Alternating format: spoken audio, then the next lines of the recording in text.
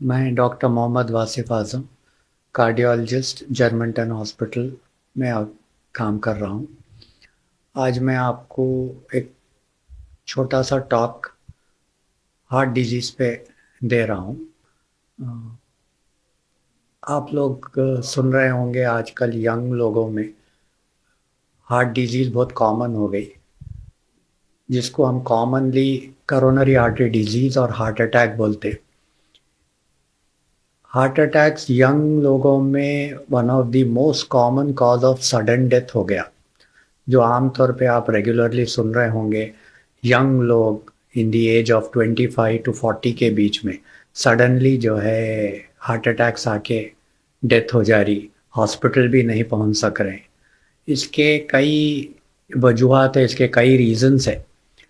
पहले जो है बीपी, शुगर, कोलेस्ट्रॉल, ये चीज़ों से हार्ट अटैक्स कॉमनली आते थे।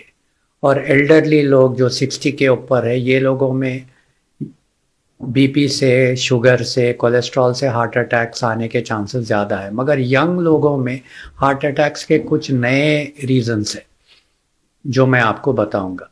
एक उसमें कॉमन रीज़न ये है कि अपन जो अनहेल्दी डाइट खा रहे, जो डाइट प्रोसेस्ड फूड्स खा रहे, ये चीज़ एक कॉमन बहुत इंपॉर्टेंट हो गई, जिसकी वजह से हार्ट अटैक आ सकता।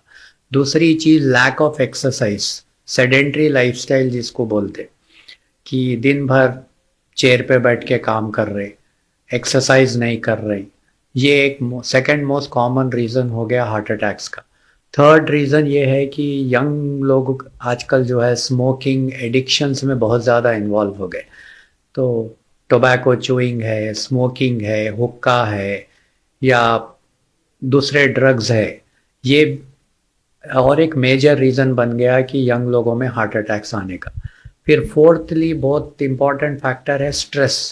आजकल ये स्पेशली आईटी रिलेटेड जॉब्स, या फिर ऐसे जॉब्स जिसके अंदर डेडलाइंस में वर्क करना है आपको, लॉन्ग आवर्स सिटिंग जॉब है, आपको प्रोजेक्ट्स कंप्लीट करना है, तो काफ़ी ज़्यादा स्ट्रेस इन्वॉल्व है उसमें। तो this stress is also causing these heart problems.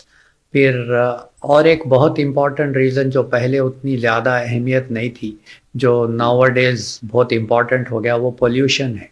Pollution तो एक तो एयर पोल्यूशन है, दूसरा अपना डाइट में भी जो कंटामिनेशन है, जैसा कि केमिकल्स वगैरह है, डाइटरी कंटामिनेशन है, वो भी डाइटरी पोल्यूशन बोलिए आप उसको, या एयर पोल्यूशन, ये भी एक हार्ट अटैक्स की मेन वजह हो गई। तो यंग लोगों में बिटवीन 25 टू 40 ये फैक्टर्स बहुत ज़्यादा इम्पॉर्टेंट हो गए, जिसकी वजह से हार्ट अटैक्स आ सकते।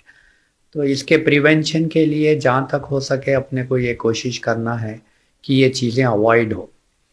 जैसा स्ट्रेस है, स्ट्रेस को जहाँ तक हो सके वर्क एटमॉस्फेयर को अपने लिए कंफर्टेबल बनाना इम्पॉर्टेंट है। दूसरी चीज़ जो है अनहेल्दी डाइट्स, प्रोसेस्ड फूड, ये चीज़ों को अवॉइड करना। जैसा कि जो है एक्सेसिव फ्राइड फूड खा रहे हैं, प्रोसेस्ड फूड खा रहे हैं। जहाँ तक हो सके we should try to take natural products. Natural बोले तो डायरेक्टली जो फार्म से आता और आप उसको पका के खा ले रहे घर में, या वेजिटेबल्स है खा ले रहे। कोई ऐसी चीज़ जो प्रोसेस होती, जो ओरिजिनल फॉर्म से चेंज हो जा रही, जैसा कि जो है अब वीट है, वीट को प्रोसेस करके उसके कई डिफरेंट प्रोडक्ट्स बना के जो अपन सुपरमार्केट से खरीदते, they all come under processed food. तो ये प्रोसेस्ड फूड अवॉइड करना, try to take natural product in a natural form as far as possible, वो अपने लिए हेल्दी रहता। और दूसरी चीज़ रेगुलरली कुछ हद तक एक्सरसाइज करना। अब जो रिकमेंडेशन है, usually if you can exercise about 30 minutes daily for 5 days a week also, खाली आप वॉक कर लीजिए, over a long term it will have lot of benefit.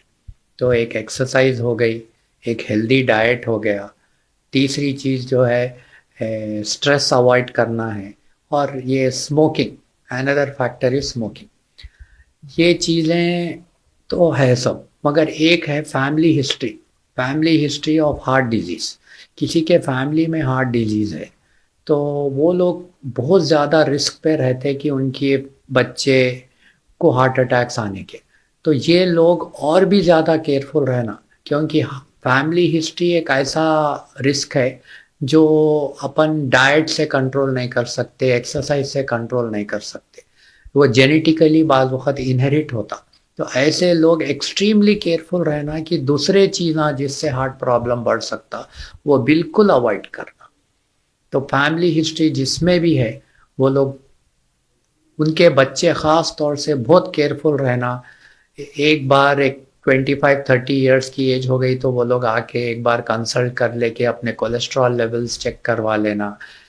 और एक नया मार्कर आया LPA बोल के, वो एक बार चेक करा के देख लेना कि उसमें हार्ट अटैक का रिस्क ज़्यादा है क्या।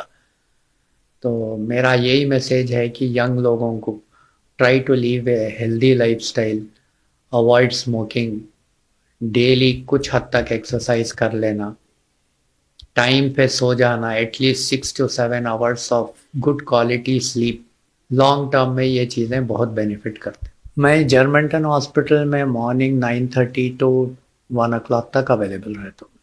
5 day in a week I am available, Friday और संडे अवेलेबल नहीं रहता।